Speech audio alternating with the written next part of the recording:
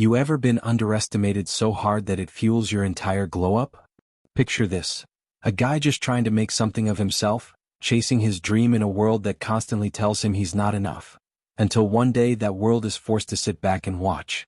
This is the story of Malik Carter, a young black man from North Carolina, who went from being ignored, ghosted, and called a nobody by his white ex-girlfriend, to going viral, building an empire, and having that same ex crawl back into his DMs, acting like none of it ever happened. But oh, it happened. And today we're telling it all, from the moment Malik was written off to the day the world couldn't stop talking about him. And trust me, you'll want to stick around until the end, because how this story turns might just blow your mind. Malik Carter didn't come from wealth. Born and raised in Durham, North Carolina, Malik grew up in a modest neighborhood. Nothing flashy, nothing famous. His mom worked double shifts as a nurse, his dad wasn't around, and most of his childhood was about survival more than dreams. But Malik had a vision. While other kids talked about the NBA or the streets, Malik was obsessed with tech. He taught himself to code at 14 on an old Dell laptop his cousin gave him. Nights he should have been sleeping, he was watching YouTube tutorials with headphones on, learning how to build apps, design websites, hack together basic software tools. He dreamed of launching something big, something people would use. But every time he talked about it, people laughed. Said he was trying to be Steve Jobs in the hood. Then came his first serious relationship. Her name was Courtney. Blonde, blue-eyed, from Chapel Hill. Rich family, sorority legacy, a future that seemed written in stone. They met at a community hackathon when Malik was 20 and she was 19. She liked his ambition. He liked her attention. It started fast and burned hot. For a while, she even seemed like she believed in his vision, telling her friends he was going to be somebody. But when things got tough, when Malik dropped out of school to work full-time on his startup and was living off ramen and Red Bull, Courtney changed. The first time she said it, they were sitting in her BMW in the Whole Foods parking lot. Malik had just told her he couldn't come to her father's charity event because he had to finish debugging his app. That's when she sighed, rolled her eyes, and said, "You're never gonna be anything if you keep pretending you're the next Mark Zuckerberg. My dad literally thinks you're a nobody." That word hit Malik like a punch. Nobody. He didn't say anything then. Just got out the car and walked. 4 days after, she blew up his phone, half apologizing, half dismissing it. "I didn't mean it like that. I was stressed. You know I love you." And he believed her, for a while. But the truth was, Courtney didn't love Malik. Not really. She loved the idea of him being her little rebellion. Her edgy, ambitious boyfriend from the other side of town, who she could show off when it was convenient, and hide when it wasn't. Malik realized it one night when he went to one of her sorority parties and she introduced him as just a friend who's super into tech stuff. The next morning he broke it off. No drama. No long texts. Just silence. And she didn't fight it, not really. She moved on. He moved on, or so it seemed. For the next 2 years, Malik grinded like never before. He lived in a studio with no AC. He worked freelance gigs during the day, building websites for local businesses, fixing security bugs for startups, and coded for himself at night. His big idea? A new kind of platform, part social media, part digital marketplace, all built around the idea of spotlighting creators from marginalized communities. He called it Rooted. At first no one cared. He launched it with zero marketing budget, zero investors, and maybe 20 users. But Malik knew he had something. So he kept building, kept pushing, kept networking online like crazy. Then one day it happened. A tweet. Just one tweet, from a black artist in Atlanta with a huge following, shouting out Rooted as a game changer for creatives of color. Within 24 hours, thousands of people signed up. Within a week, Rooted was trending on Twitter. Within a month, he had a feature on TechCrunch. People were calling him the next Jack Dorsey, but cooler, smarter, and way more grounded. Malik didn't sleep for days. Interviews, investor calls, users flooding in.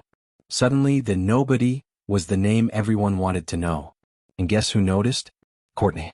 It started subtly, a like on his Instagram post, a random reply on his story, "So proud of you," with a heart emoji. Then came the DM, "Hey stranger, just saw your app blowing up. That's so amazing. I always knew you'd make it." Malik stared at that message like it was a trap. Always knew? Where was that energy when he was skipping meals to keep the lights on? When she ghosted him at her sorority formal? When she let her dad call him a nobody and said nothing, he left her on read. But that wasn't the end. Because Courtney was persistent. She started tagging him in old photos, reminiscing like they were high school sweethearts. She told mutual friends she was so happy for him and missed talking to him. Then came the text, after nearly 2 years of silence, "Can we talk sometime? I'd love to catch up." Malik didn't respond right away. He was busy, interviews, events, and now investors throwing millions at him. But part of him was curious. So he agreed. One lunch. Just to see. They met at a trendy rooftop spot in downtown Raleigh. Malik pulled up in a black Tesla wearing a fitted black suit and the kind of watch you don't ask the price of. Courtney looked exactly the same, still blonde, still polished, still smelling like expensive perfume and entitlement. She smiled big, hugged him like they were best friends, and immediately launched into how crazy proud she was of him. She said she'd been following his journey from the start. That she always knew he'd blow up. That she just wanted to clear the air about how things ended. Malik let her talk. Then she dropped it. "You know, I've been thinking, maybe we were just too young before. But now, I feel like we could really work." That's when Malik knew exactly what this was. She didn't want him. She wanted what he became. But Malik wasn't the same man she walked away from. He didn't need her validation anymore. He had an empire, a purpose, a community behind him. He had women in his life who saw him as more than a tech guy from the hood. He had self-worth and it wasn't for sale. So he smiled, took a sip of his drink, and told her. But before we get to what Malik actually said, before we reveal the moment that left Courtney speechless and the internet on fire, you need to understand everything that was about to come next. Because this story wasn't just about a rejection, it was about a movement. About going viral in more ways than one. About revenge, reinvention, and the unexpected fallout of saying no to someone who once said you'd be nothing. And what happened next? Let's just say, it didn't end at that rooftop lunch. It exploded. Don't forget to like, comment, and subscribe for more powerful stories that uplift Black voices and expose hidden truths. So there he was, Malik Carter, sitting across from Courtney at that rooftop table in Raleigh, watching her pretend like the past didn't exist. Like she didn't throw him aside when he had nothing. Like she didn't help crush the very confidence he had to build from the ground up. She smiled like she hadn't called him a nobody. Like she hadn't sat quietly while her father belittled him to his face. Like she hadn't treated his ambition like some cute side project doomed to fail. And now, with Rooted making waves, with his name in tech blogs and Black Twitter declaring him a legend in the making, she wanted back in. Like all those nights of grinding and sacrifice were just some detour before he circled back to her. So when Malik took that sip of his drink and leaned in just enough to let her think she still had a chance, he said, calm and direct, "You didn't believe in me when it mattered. You don't get to sit at this table now." It was quiet. The kind of silence that hits just after a slap. But the slap here was truth, and Courtney wasn't used to being on the receiving end of that kind of rejection. Her smile faltered for the first time. She looked stunned, confused, as if she couldn't understand how he, the guy she used to barely post on social, was now telling her no. "Wow, that's harsh," she muttered, blinking hard like she was trying to hold back a mix of anger and embarrassment. Malik shrugged. "It's honest." She left without finishing her wine, storming off the rooftop like she'd been humiliated. And in a way she had. Not because Malik made a scene. He didn't raise his voice or gloat. But because she realized too late that the version of him she dismissed had grown into someone who didn't need her apology, her attention, or her approval. But that's not where the story ends. Because if it were just about a rejected ex, it wouldn't have gone viral.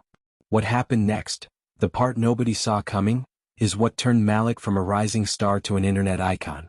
And Courtney? She wasn't done either. See, the lunch was just the beginning of her comeback attempt. That same night, Malik posted a tweet. It was vague but spicy. "Crazy how someone once called me a nobody is now trying to pull up like nothing happened.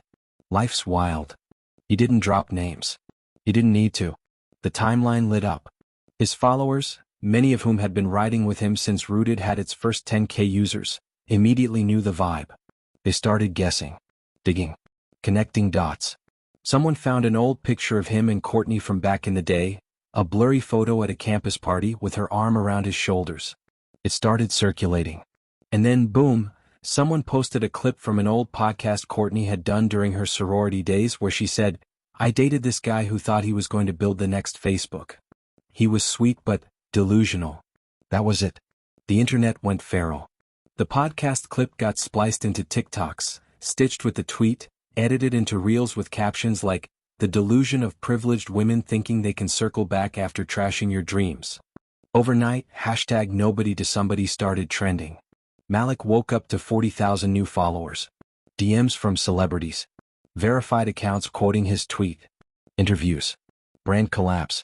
Someone even made a hoodie with the word "nobody" crossed out and CO underneath in bold red letters, and it sold out in hours. And Courtney? She panicked. She tried to text him, "You didn't have to blast me like that," disappointed face. He left it on read. She messaged again, "I'm getting harassed online. People are sending me hate. This is so unfair." He still didn't reply. Instead, he posted a picture of himself in the CEO hoodie, standing in front of a mural that said, "Trust your struggle," with a caption, "They always come back. Stay focused." And just like that, the story wasn't just about an ex anymore. It became symbolic. For every Black entrepreneur who'd been doubted, dismissed, or degraded. For every creator who was told, "No one will care what you're doing." For every person who got ghosted when they were broke, only to be chased down once they started winning. Malik became a symbol of the glow-up. But with virality comes scrutiny. Suddenly, people were digging deeper, not just into Courtney's past but Malik's. People wanted to know everything about him. Some fans got obsessive. Others? Jealous. That's when the backlash started. It began small, someone tweeting that Malik shouldn't be profiting off heartbreak. Another person accusing him of building his brand off a woman's mistake. Then someone, anonymous at first, posted an alleged screenshot of Malik from years ago, supposedly saying something out of pocket in a Discord chat when he was 18. No context. No verification. Just vibes and venom. That's when it got messy. A thread popped up titled, "Is Malik Carter really as perfect as he seems?"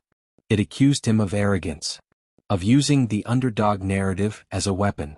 One account claimed he was rude to female devs on a Zoom call. Another said he stole the idea for Rooted from a lesser-known creator, though no proof was ever offered. Suddenly, Malik wasn't just trending for inspiration.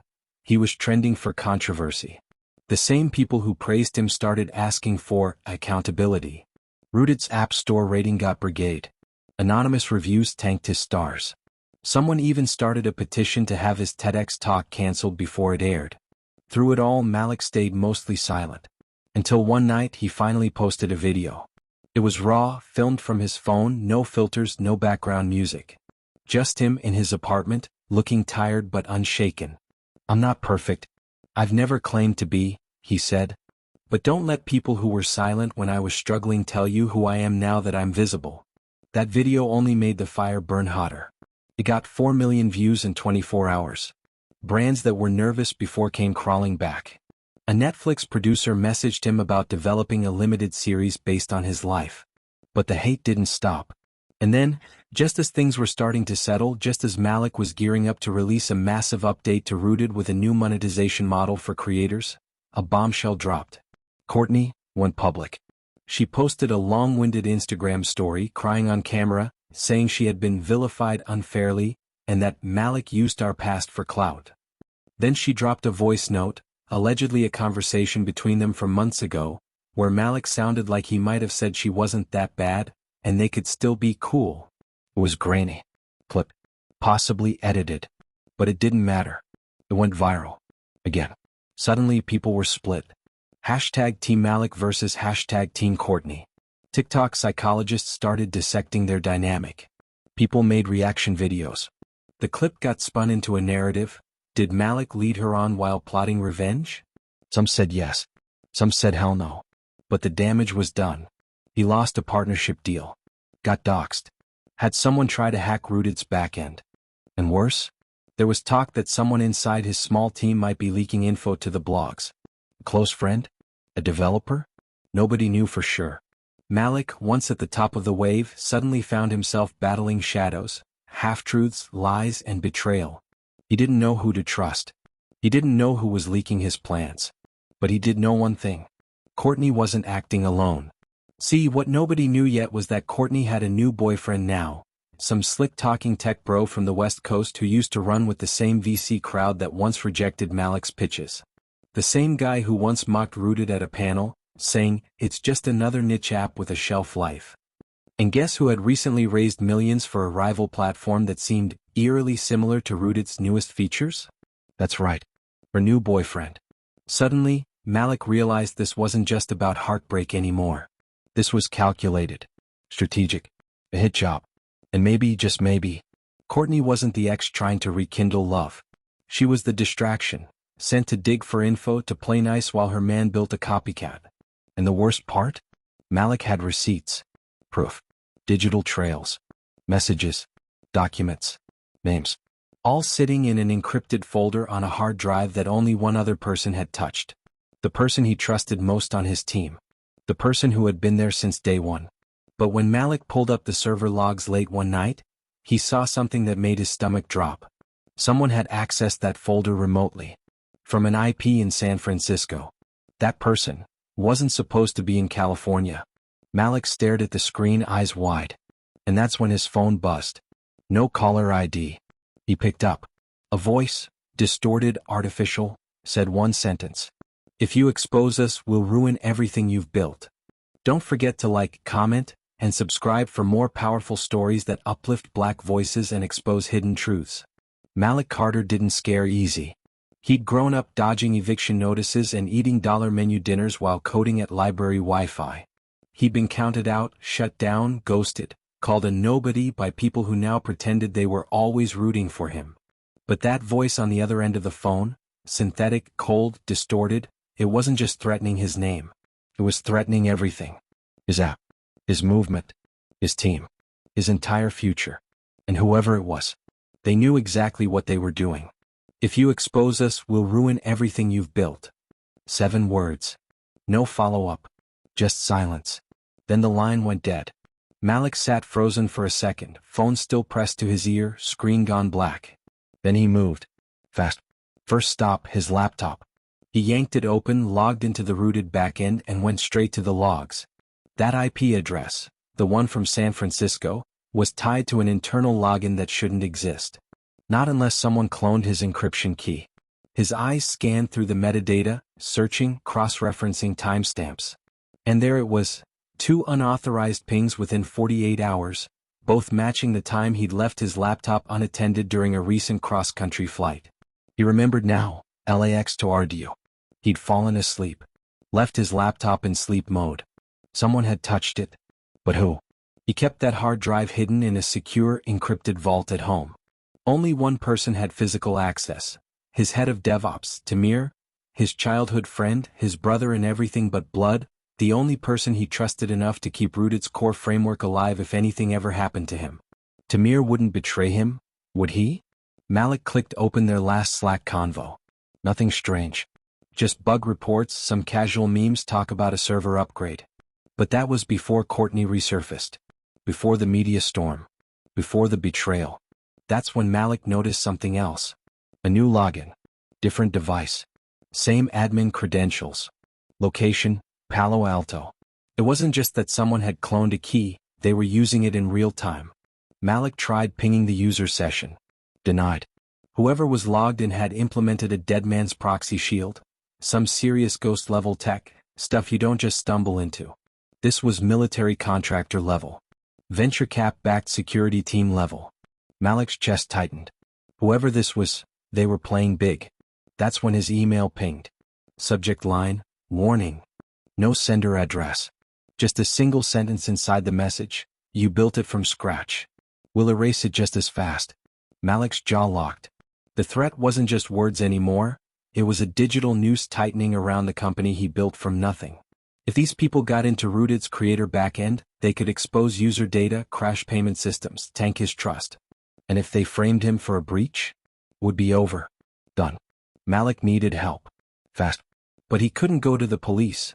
They wouldn't understand, and even if they tried, the attackers clearly had deep pockets and plausible deniability. Lawyers? Same problem.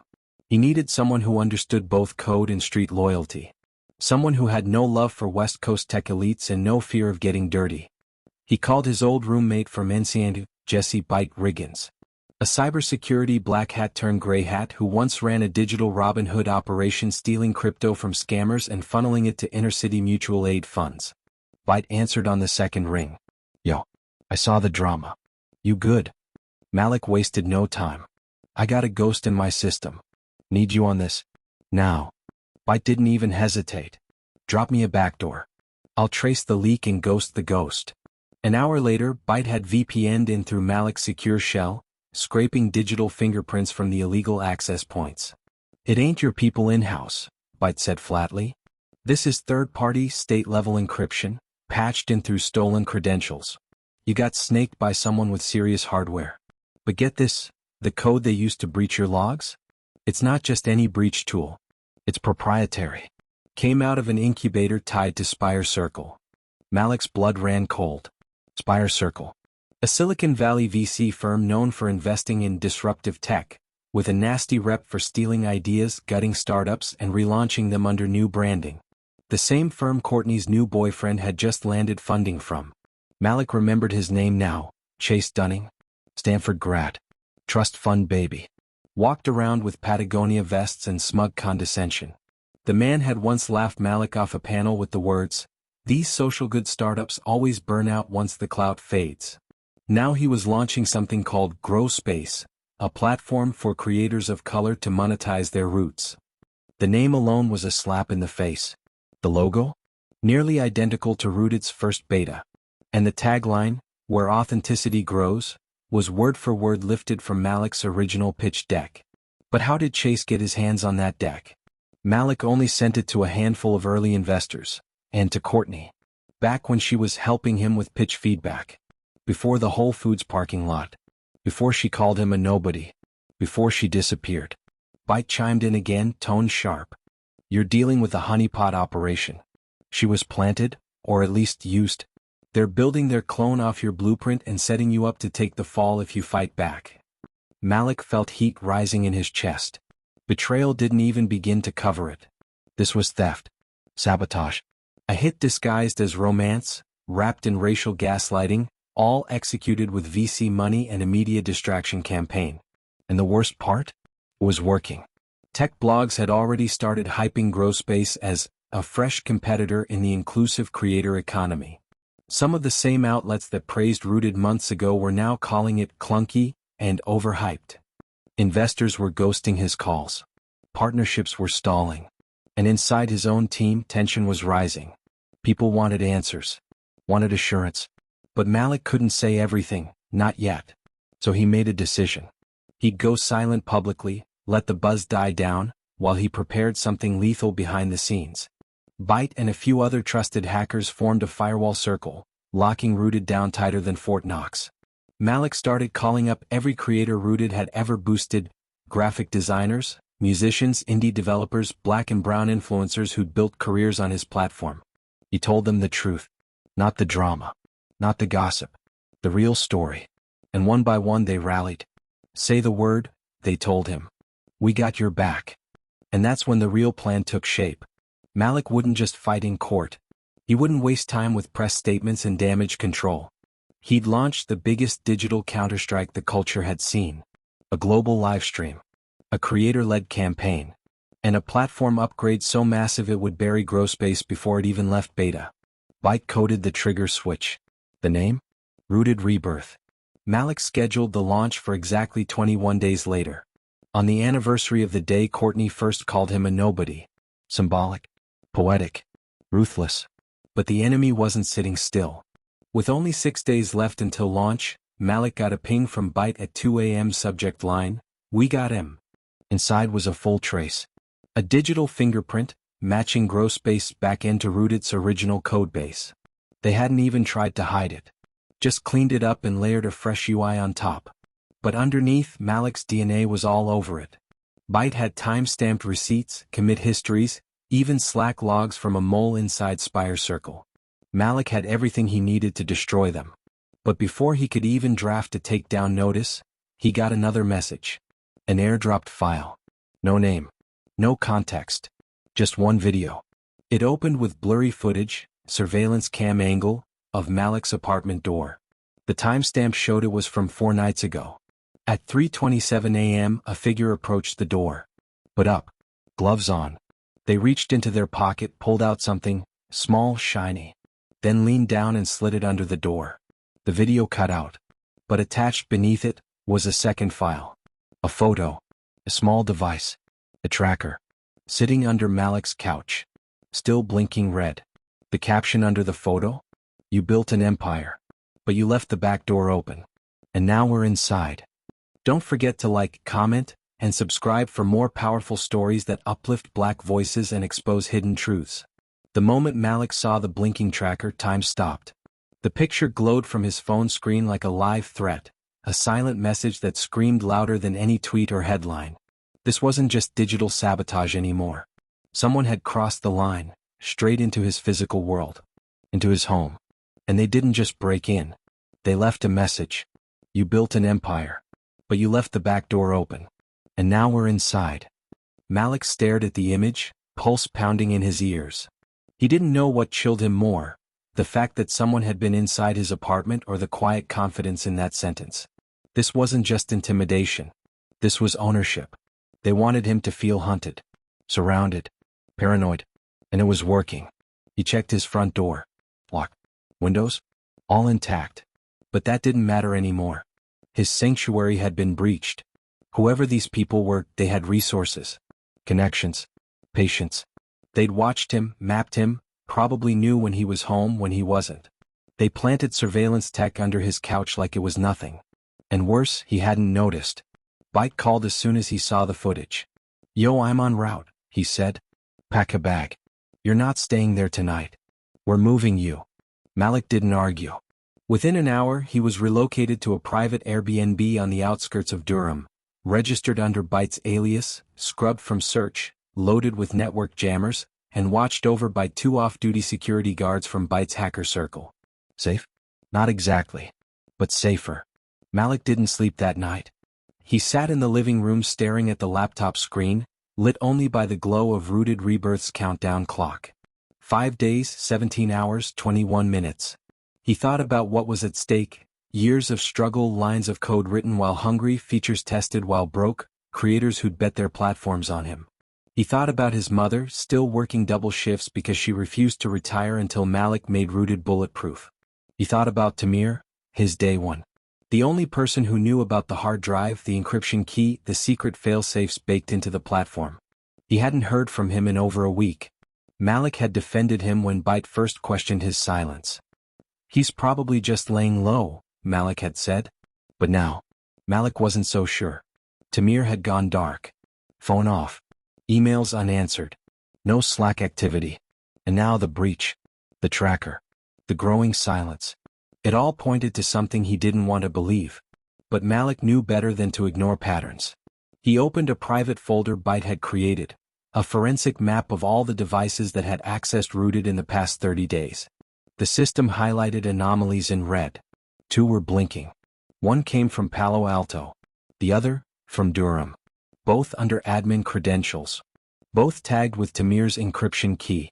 Malik felt the blood drain from his face. If Tamir was involved, even passively, everything they'd built together was at risk. He clicked deeper into the Durham login path. The IP address was masked but pinged back to an apartment complex not far from their old college hangouts. Malik called Byte. Pulled the traffic logs from Westview Towers.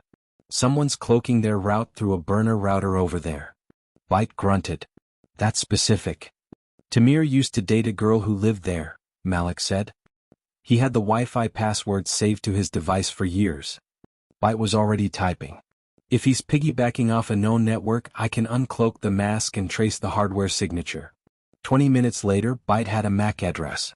Malik matched it to an old laptop he and Tamir had customized in college. Back when they dreamed about building apps that would flip the game, instead of just survive it. He felt sick. Byte didn't say anything, just sent him one final message. We need to confront him. Before they do. The next day Malik made the call. Tamir answered on the 3rd ring, voice flat. Yo. We need to talk, Malik said. Now. Silence. Then Tamir said, I know. They met at an old car wash lot they used to post up at in high school, neutral ground, public enough to be safe, private enough to get real. Malik showed up alone. Tamir was already there, leaning against a busted vending machine, hoodie up, eyes low. Malik got straight to it. "You cloned the keys." Tamir nodded slowly. "Yeah. No excuse. No denial. Just admission." Malik clenched his jaw. "Why?" Tamir didn't look up. "Because I knew they'd come for you eventually. And I thought, if I controlled access I could protect you from inside." Malik shook his head. "Protect me by selling my code?" Tamir finally looked at him and there was pain behind his eyes. "I didn't sell it. I leaked enough to fake a prototype, just enough to keep Chase off your back while I tried to stall him. I was trying to buy time." Malik stepped closer. "He got into my apartment, He put a tracker under my couch. This ain't just about code anymore. This is warfare." Tamir looked like he'd been punched. "I didn't know it had gone that far." Malik's voice rose. "They cloned Rooted, used Courtney to bait me, tried to destroy me in the media, and now they're trying to erase me." Tamir looked broken. "I was trying to infiltrate. To figure out who else was involved. Chase ain't working alone. He's just the puppet." Malik paused. "Who's the puppeteer?" Tamir hesitated. "You ever heard of the boardroom?" Malik blinked. "The VC cabal?" "It's real," Tamir said. "They bankroll apps that disrupt, steal, and replace anything black-led that starts to gain traction. If your platform touches culture or community in a way that scares them, they copy it, flood the market, and erase the original." Malik already knew the play. He'd just never seen it this close. "So what now?" he asked. Tamir pulled out a flash drive. "We turn the tables." "What's on that?" Malik asked. "Every dirty line of code they stole from Rooted. Plus emails. Transaction records. Audio of Chase bragging about using Courtney to break you emotionally. It's enough to kill growspace before it launches. But there's more." Malik stared at him. "What?" Tamir's eyes darkened. "They're going to hit you again. Bigger. On the day of your launch. I intercepted a message from one of Chase's security guys. They're planning to drop a bombshell story, fake receipts, fake victims, a fake whistleblower. To paint you as toxic. They want to cancel you before you can speak." Malik swallowed hard. "And after that?" "They're going to initiate a full DDoS hit on your servers and leak fabricated user data to make it look like you violated privacy laws." Malik stood still, heart thundering. "How much time do we have?" 3 days. Maybe less." Malik looked out at the empty parking lot. The sun was setting. Everything he had built was now under siege, digitally, personally, legally. But he wasn't backing down. "We go public," he said. "Drop the receipts. Let the creators speak for themselves. Show them who the real villains are." Tamir shook his head. "It's not enough. They control the media. The narrative." Malik smiled faintly. "Then we change the game. Not just Rooted rebirth. We go nuclear. Data. Receipts. Testimonies. Creator live streams. A mass exodus from growspace. We pull the rug out from under them live." Tamir nodded. "And if they hit us during the stream?" Malik looked at him calm. "Then we let them. And while the world watches them cheat, we show the receipts they thought they deleted." They left the lot in silence but with a plan. The final counterstrike was in motion. Byte and his crew tripled Rooted server security. Creators across the world prepped live content. A viral video campaign launched under the hashtag #RootedTruth and hit 3 million shares in under 12 hours. But as launch day approached, Malik started noticing something strange. A new account. Anonymous. No followers. No posts. Just watching every single Rooted upload. Liking them instantly. Always at the same time. 2:47 a.m. every night. Then a DM came in. No words. Just a video file. Malik opened it.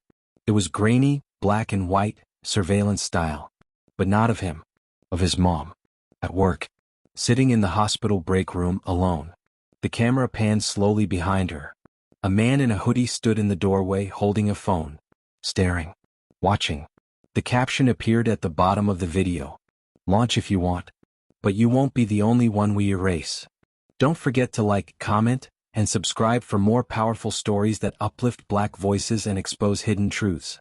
Malik Carter stared at the screen. The video of his mother in the hospital break room kept playing on a loop, each pass like a dagger to the chest. The man in the hoodie never moved. Just watched. Not touching. Not speaking. Not threatening with a weapon. But that was the threat. His presence. A silent, unspoken promise. We're close enough to hurt the ones you love. The caption beneath the video chilled Malik more than anything that had come before. Launch if you want. But you won't be the only one we erase. He sat in silence, heart pounding. The line between digital warfare and real-world violence had now been obliterated. He knew Chase Dunning was capable of ego-driven sabotage, and he'd suspected for weeks that the boardroom wasn't just a Silicon Valley rumor. But this surveillance on his mother? That meant someone local. Someone with reach. With access. With the kind of power that laughed at law enforcement and counted lawyers like trophies. Malik felt fury rise inside him, but he held it. There was too much at stake to react emotionally. Byte was still monitoring the anonymous account, already working on reverse engineering the video source metadata. Malik called his mom immediately. "Ma, I need you to take the night shift off," he said. "Go stay at Aunt Renee's. I'm sending security to pick you up in 20 minutes. Don't ask questions, just trust me." She didn't argue. She heard something in his voice that let her know this wasn't about his company. This was bigger. Personal. After she was safely moved to a secure location, Malik regrouped with Byte, Tamir, and the rest of his trusted circle. "We still launching?" Byte asked. Malik didn't hesitate. "We launch." Tamir looked up. "Even if they hit your family?" Malik clenched his jaw. "They only target families when they're losing. That's how scared they are." Everyone went quiet. Malik stepped to the center of the room, shoulders squared. "This isn't just about me anymore. Or Rooted. This is about every black founder who's ever been told they're too niche. Every creator who got copied and crushed. Every visionary whose voice was turned into a footnote. We finish this. And we finish it loud." And with that, Operation Rebirth moved into its final stage. Launch day. Malik wore all black. The new Rooted logo emblazoned on his hoodie. The live stream was set for 7 p.m. Eastern. The event was simulcast across Twitter/X, Instagram Live, Twitch, YouTube, and directly on the Rooted app. A global countdown ticked down across every platform. TikTokers had already been teasing it all day. Influencers posted black squares with a single word, #Rooted. By the time the clock hit midnight, there were 2.8 million viewers watching live. Malik appeared on screen. No flashy graphics. No music. Just a man in a chair. Calm. Focused. He stared into the camera and said, "I built Rooted because I knew the world didn't care about creators like us. So we built our own table. And like always, when they see us eating, they try to take the table." Then Malik hit a key. Instantly, the live stream cut to a split screen. On the left, a clean, polished clip of Chase Dunning on a private Zoom, laughing about using black creators as leverage for funding. On the right, code audits, matching Rooted's core to growspace backend. Audio logs. BC emails. Tamir's flash drive in full display. Real receipts. No edits. No ambiguity. Viewers started dropping comments in all caps. "This is insane. This is theft. They really tried to delete this man." Hashtags exploded. #Rooted Truth. #platform parasites. #cancel Chase. Byte triggered a pre-recorded drop. A testimony montage of Rooted creators from all over the world. Artists from Kenya. Poets from Oakland. Gamers from Atlanta. Dancers from the Philippines. All of them saying the same thing, "Rooted changed my life." The chat was on fire. Twitter trended Rooted at #1 within 13 minutes. Viewers poured into the app. Downloads spiked. Then right on cue the attack came. Just as Byte predicted, Growspace launched a counterstrike. A fake whistleblower accused Malik of workplace misconduct in a Medium post with zero evidence. Tech blogs published pre-written takedown articles, calling Rooted unstable, unsafe, and mismanaged. A DDoS flood hit Rooted servers, attempting to crash it mid-livestream. An anonymous Twitter account leaked doctored screenshots, framing Malik as stealing Rooted's concept from a white-led think tank. But they didn't count on one thing. Malik planned for it. Byte had created an auto-redirect firewall that captured every DDoS attempt and displayed it, live on screen. Viewers watched, stunned, as IP addresses from Palo Alto, Manhattan, and Zurich bombarded the platform. It was proof. Real-time sabotage. Byte even identified one attacker's server name, Boardroom Node 12. You could hear the audience gasp through the livestream chat. Malik looked directly into the camera. They want you to believe we don't belong in this space. That our platforms are accidents. That our success is borrowed. Today we remind them we built this. We don't need their permission. Rooted Rebirth didn't just survive the attack. It thrived. Users doubled in 1 hour. Creators flooded to it. Chase Dunning tried to deny everything, until Byte released video footage of Chase rehearsing fake interviews for investors. If the public turns on me, we'll pivot and say Rooted was a failed prototype we licensed, Chase had said in the clip. Done. Growspace site was deleted the next morning. Spire Circle issued a panicked statement, distancing themselves from unauthorized innovation overlap. But it was too late. Sponsors pulled out. Developers quit en masse. And the piece to resistance? Malik filed a class action on behalf of every creator who had been lured to Growspace under false promises, and won. Months later, he stood on stage at the Web Innovator Summit, flanked by Byte and Tamir, as Rooted was honored with the Impact Platform of the Year award. The moment was powerful, but Malik stayed grounded. Because beneath the victory, the scars remained: betrayal, surveillance, fear for his family. But he also knew this: they underestimated the power of ownership, of community, of truth. No matter how big the system, how polished the lie, or how powerful the enemy, when you build something real with purpose, they can't kill the roots. They might steal your code, mock your dream, try to rewrite your story, but they can never replicate your why. The glow-up is real, but the payback is strategy. When they call you a nobody, make sure they remember your name. The end. Don't forget to like, comment, and subscribe for more powerful stories that uplift Black voices and expose hidden truths.